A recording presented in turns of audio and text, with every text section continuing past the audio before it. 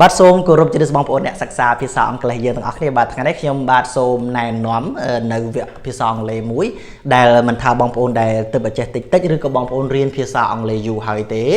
ប្រសិនបើបងប្អូនមិនទាន់បានរៀនវគ្គ IPA ណាមេរៀននេះគឺសំខាន់បំផុតសម្រាប់ជីវិតអ្នករៀនអង់គ្លេសដែលមិនមែនជាជនជាតិបរទេសហើយយើងមិនអាចពឹងជនជាតិបរទេសឲ្យមកជួយកែយើងរហូតទេអញ្ចឹងអាក្បួនមេរៀននេះគឺវាសំខាន់បំផុតសម្រាប់អ្នករៀនអង់គ្លេសទាំងអស់ហើយសម្រាប់ខ្ញុំបាទផ្ទាល់គឺខ្ញុំឲ្យតម្លៃលេខ1ទៅលើក្បួន IPA នេះមុននឹងខ្ញុំរៀនអីទាំងអស់បាទគឺយើងចេះអានេះយើងនិយាយភាសាអង់គ្លេសច្បាស់តែមិនមែនបានន័យថាយើងនិយាយអង់គ្លេសដូចបរទេសទេតែយើងនិយាយទៅវាស្រួលស្ដាប់វាងាយបាទដោយឆ្លងកាត់បទពិសោធន៍ខ្ញុំខ្លួនឯងឆ្លងកាត់ផ្ទាល់ទើបខ្ញុំហ៊ានយកណែនាំមេរៀននេះឥឡូវយើងមើលស្អីទៅហៅថា IPA បងប្អូនបាទ IPA វាមកពីពាក្យថា international បាទមួយទៀតគឺ phonetic ហើយនឹង alphabet អញ្ចឹងពាក្យពេញរបស់វាគឺ IPA នេះមកពាក្យថា international phonetic alphabet អញ្ចឹងប្រែថាម៉េចបងប្អូនយើងប្រែថានេះបងប្អូនយើងប្រែពីក្រោមទៅវិញយើងអាចប្រែថាអក្ខរៈក្រមឬអក្សរបងប្អូនបាទយើងអាចប្រែថាអក្ខរៈឬអក្សរ phonetic ហ្នឹងនៃការបញ្ចេញសំឡេង international ហ្នឹងគឺលំដាប់អន្តរជាតិគឺនៅក្នុងវចនានុក្រមទាំង Oxford ទាំង Cambridge គឺគេណែនាំអាហ្នឹងគឺសួរថាតើគេបង្កើតឡើងដើម្បីអីគឺគេបង្កើតឡើងដើម្បីឲ្យអ្នករៀនភាសាអង់គ្លេសនឹងងាយស្រួលនៅក្នុងការឆែករបៀបបញ្ចេញសំឡេងគេធ្វើឡើងគឺសម្រាប់សិស្សអន្តរជាតិមិនមែនជាជនជាតិដើមទេជនជាតិដើមខ្លះក៏អត់ស្គាល់សញ្ញានឹងផងបាទខ្ញុំធ្លាប់សួរពួកម៉ាក់ខ្ញុំក៏អត់ស្គាល់ផងទាំងតែគាត់ម្ចាស់ភាសាអង់គ្លេសចាស់ភាសាអីហ្នឹងសួរគាត់អាហ្នឹងស្អីគេគាត់មើលអត់ស្គាល់ទេគឺគេធ្វើឡើងតម្រូវគឺសម្រាប់សិស្សបរទេសដូចជាពួកយើងខ្មែរដែលរៀនភាសាអង់គ្លេសហ្នឹងគឺត្រូវចេះវានៅក្នុងការរបៀបឆែកពាក្យបន្តិចទៀតខ្ញុំជម្រាបបងប្អូនតើវាសំខាន់យ៉ាងម៉េចបាទអញ្ចឹងខ្ញុំសូមប្រែinternational phonetic alphabet យើងប្រែថាអក្ខរៈក្រមនៃការបញ្ចេញសំឡេងថ្នាក់អន្តរជាតិលំដាប់អន្តរជាតិបាទឥឡូវយើងមកមើល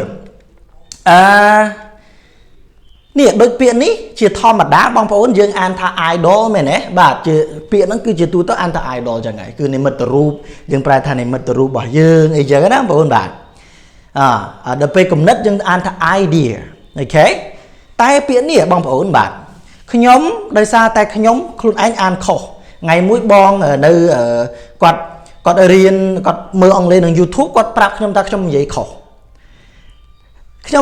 តែខ្ញុំអានខុសស្ទើរតែមួយជីវិតខ្ញុំអានថា idiom ដែលយើងប្រែថាគ្រាមភាសាដូចពួក when pig fly តលយូអីចឹងណាអញ្ចឹងខ្ញុំអានថា idiom មកជីវិតរបស់ខ្ញុំគឺអានថា idiom ទៅមកពីថា idol id អីចឹងដល់ពេលអានេះអានថា idiom ដែរដល់ពេលដែលគាត់ថាខុសខ្ញុំថាអីមិនបានជាខ្ញុំខុសវិញខ្ញុំមិនទាន់ជឿថាខ្ញុំខុសមែនទេខ្ញុំចូលទៅឆែកអាក្បួន IPA ហ្នឹងខ្ញុំចូលទៅឆែកចឹងបានគេមិនមែនអានថា idiom មែនគេអានថា idiom នេះ phonetic symbol នេះអានេះស្រៈ i មិនមែនស្រៈ i ទេ i ហើយនេះស្រៈ e iam ចឹងអានថា idiom អូហើយតែអានមិន idiom មកបាទបងប្អូនបាទដោយសារតែខ្ញុំអាន idiom នេះមកពីខ្ញុំរៀនតពីគ្រូមកគាត់អាន idiom ខ្ញុំក៏ idiom តាមគាត់មករហូតដោយអត់ឆែកអញ្ចឹងហើយបានខ្ញុំសប្តាហ៍ថ្ងៃពាក្យខ្លះខ្ញុំនៅតែអានខុសដោយតែអត់បានឆែកវាតែបើសិនជាមាននរណាម្នាក់ថាខ្ញុំអានខុសខ្ញុំចូលទៅឆែកមើលហើយបើខ្ញុំឆែកហើយឃើញថាអញ្ចឹងមែនខ្ញុំកែតម្រូវហើយរាល់ពាក្យថ្មីដែលខ្ញុំអានទោះបីជាជនបរទេសគាត់និយាយមកក៏ដោយខ្ញុំមានអារម្មណ៍ថាបើខ្ញុំមិនបានឆែកវាអត់អស់ចិត្តហ្មងបាទគឺវាអត់ច្បាស់ក្នុងចិត្តបើដល់ពេលខ្ញុំទៅឆែកអូអានេះអានមែនតើ idiom មែនតើអូអញ្ចឹងខ្ញុំខុសហើយបាទខ្ញុំក៏កែវាមករៀនចំណាំមកអញ្ចឹងកំហុសរបស់យើងគឺយើងអាចថាវាខុសតគ្នាទាំងខ្ញុំជាគ្រូបើសិនជាខ្ញុំជាគ្រូរឹតតែត្រូវតែទទួលខុសត្រូវអារឿងអានហ្នឹងហើយដែរមកខ្ញុំនិយាយចឹងថាគ្រូម្នាក់ដែលយើងបញ្ចេញសម្លេងអានទៅខុសវានាំឲ្យខុសសិស្សមិនចេះអ្នកតទៀតហើយវាក៏ខុសតគ្នាមិនមែនបានន័យថាលោកគ្រូអ្នកគ្រូគាត់មិនខ្លាំងគាត់មិនបកកែគាត់ខ្លាំងបាទ ប៉ុ ប៉ុន្តែដូចជាខ្ញុំខុសដល់អចេតនាដែលរៀនតគ្នាមកអញ្ចឹងមកហើយបរៀនសិស្សតទៀតក៏ idea អញ្ចឹងមកអ្នករៀនតពីខ្ញុំខ្លះក៏ idea អញ្ចឹងទៅអញ្ចឹងបានន័យថាបងប្អូនគួរណាស់តែរៀនវាឲ្យចេះដើម្បីពឹងលើខ្លួនឯងមិនមែនបានន័យថាយើងមើលងាយគ្រូមិនទុកចិត្តគ្រូទេបានន័យថាជៀសវាងការខុសបងប្អូនត្រូវតែរៀនវាឲ្យឆែកមើលដល់ខ្លួនឯងពឹងលើខ្លួនឯងព្រោះអត់មានគ្រូអត់មានបរទេសណាមកចាំជួយយើងរហូតទេអញ្ចឹងបានន័យថាវាសំខាន់ណាស់ឥឡូវខ្ញុំជម្រាបជូនបងប្អូនមកមើលអានេះគឺយើងរៀនស្រៈបងប្អូនបាទស្រៈវាមានស្រៈតូលមានស្រៈផ្សំខ្ញុំអត់ទាន់បរៀនទេវាមានស្រៈអស្រៈអ៊ូស្រៈអ៊ូអីនេះក៏ប៉ុន្តែអ្វីដែលគឺខ្ញុំចង់ណែនាំបងប្អូនដូចជាពាក្យនេះជាទូទៅខ្ញុំអានកាលពីមុននេះគឺខ្ញុំអានថាproject តែថ្ងៃមួយខ្ញុំស្ដាប់ខ្ញុំឮគេនិយាយដូច VOA គាត់អានថា project ខ្ញុំចាប់បានឈ្មោះមិនបានទៅជា project វិញបាទមើលអានតែ project ចឹងដល់ពេលខ្ញុំទៅឆែកមើលទៅproject ឥឡូវយើងសាកចូលទៅស្ដាប់បរទេសនិយាយទាំងអស់គ្នា project បាទឥឡូវយើងស្ដាប់ពួកបរទេសរួចហើយគាត់អានថា project ណា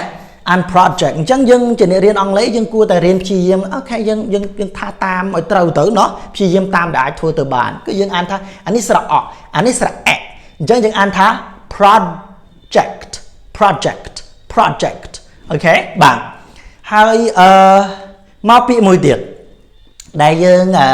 ច្រើនអានថា vowel ប្រែថាស្រៈណាបងប្អូនស្រៈនេះដល់ពេលយើងមកឆែកមើលទៅខ្ញុំស្ដាប់បរទេសគាត់អានថា wow ខ្ញុំវាមិនដែរអាពាក្យណាអាន wow អើយទង្ស័យនិយាយច្រឡំបងប្អូនបាទតាមពិតយើងខ្លួនឯងវាច្រឡំរៀនពីដើមមកអានថា vowel ចឹងមកតែដល់ពេលយើងទៅឆែកពាក្យអានេះអានថា v បូកនឹងស្រៈអោបូកនឹងស្រៈwow អញ្ចឹងយើងអានថា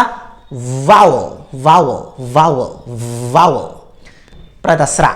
ចុះយើងអានតែ vowel ទៅលោកគ្រូខ្មែរយើងតែ vowel ចុះបើយើងរៀនអង់គ្លេសអានឲ្យត្រូវទៅវាថៃបាទយើងទៅប្រកាន់ទៅមានអ្នករឹងរូសទៅអីបើរៀនតាមភាសាគេយើងអានតាមគេទៅភាសាហ្នឹង vowel ទៅបាទយើងមិនទៅតង់អីដូចបរទេសតែអានឲ្យត្រូវអញ្ចឹងណាយើងអានថា vowel ឥឡូវយើងចូលទៅឆែកស្ដាប់ពួកបរទេសគាត់និយាយទាំងអស់គ្នា vowels បាទអញ្ចឹងក្រោយពីយើងស្ដាប់ហើយអានេះយើងអានថា vowel អូខេបាទឥឡូវយើងមកមើលពាក្យនេះជាទូទៅយើងអានថា count ដែលយើងប្រែថារាប់ណាបន្ទាប់មកបងប្អូនមើល account នៅនឹងប្រទេសនេះដូចគ្នាណាថែមតែ ថែមតែ ry ទេអញ្ចឹងយើងអានថា count មានបងប្អូនកូនសិស្សខ្លះក៏អានថា country វាមកពាក្យថា count តែដល់ពេលយើងទៅឆែកទៅវាមិនអានចឹងបងប្អូននេះអានេះស្រៈអោ count ប៉ុន្តែដល់ពេលមើលអានេះវិញមើលអានេះស្រៈអបងប្អូនដែលធ្លាប់រៀនជាមួយខ្ញុំគួរតែដឹងហើយស្រៈនេះស្រៈអអញ្ចឹងវាមិនអាចអានថា country បានទេគឺ phonetic IPA ហ្នឹងវាបរៀនចឹងហ្មង ខអខាន់ថរអ៊ីអញ្ចឹងអានថា country មិនមែន country ទេអញ្ចឹងបងអានេះបានអានថា count អានេះអានថា country អញ្ចឹងបានខ្ញុំនៅតែទទូចនិយាយម្ដងហើយម្ដងទៀតថាការរៀន IPA និមិត្តសញ្ញាអក្សរនៃការបញ្ចេញសម្លេងនឹងពិតជាសំខាន់បំផុតក្នុងជីវិតអ្នករៀនហើយអ្នករៀនភាសាអង់គ្លេសយើងបើ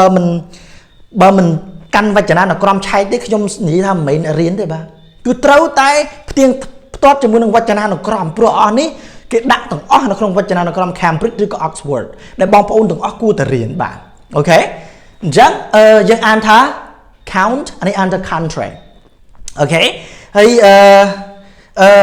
ទោះបីជាយើងនិយាយសំឡេងមិនដូចបរទេសក៏ដោយតែវាពិតជាប្រយោជន៍ជួយយើងអានឲ្យច្បាស់ងាយស្រួលស្ដាប់ងាយស្រួលយល់អូខេហើយឥឡូវយើងសាកចូលទៅស្ដាប់គាត់និយាយពាក្យនេះមួយពាក្យនេះយើងអានថាម៉េចបាទចូលទៅស្ដាប់ពួកគាត់និយាយគាត់អាន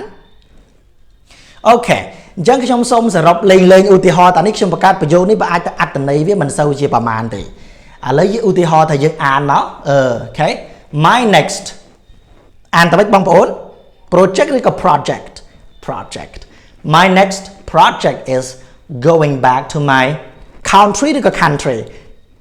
country to teach my students about vowel vowels តើឥឡូវយើងអានសាអានញាប់ទាំងអស់គ្នា My next project is going back to my country to teach my students about vowels. Okay, so my next project is going back to my country to teach my students about vowels. Okay, okay អញ្ចឹងខ្ញុំសូមជម្រាបជូនបងប្អូនដែលមានចំណាប់អារម្មណ៍រៀនវគ្គនេះបងប្អូនអាចតាក់ទងចូល page ដេករៀនហើយសរសេរ message inbox ចូលទៅយើងនឹងរៀននៅចិត្តចូលរៀនហើយណាបងប្អូនចាប់អារម្មណ៍អាចចូលរៀនបានហើយយើងនឹងជួបគ្នានៅបន្តិចទៀតបាទបងប្អូនអូខេសូមអរគុណសូមជម្រាបលាបាទ Hello my beloved students. Today I just want to show you my real life. This is my place. Yeah, I sleep here and you see behind me this is my real life. It's not a show time. Maybe you see my picture, you see my video, you see my lesson in a room, have one TV, have a lesson in it, and I talk. I look happy, I look great, but actually this is my real life, you know. I am homeless. I still don't have my own home. I still stay in my monastery. And I cannot be a rich man just being an English teacher. I am absolutely cannot be a rich man with a lot of money, with a big house, with a luxurious life. Now this is my real life. So I cannot be a rich man just being a teacher. Maybe you think teacher Dek Rean is great, he's rich. Maybe you get me wrong. This is my real life, this is my sleep place. No, not show time, you know, real time in my life. So tonight, I just come here today, just want to talk to you to prove that, you know, if you want to learn English, you can go to channel Dek Rean and I upload. I try my best to do it. My projects learn to speak English in 365 days. I try my best, you know. I give up my job. And this is my dream. I will try my best to do it and then I will do another thing. But my dream, I want to make a lot of lesson and upload my YouTube. And my new generation can learn, even though my English teaching is not perfect, but I hope all my lessons are helpful and resourceful for some students who wish to learn by themselves.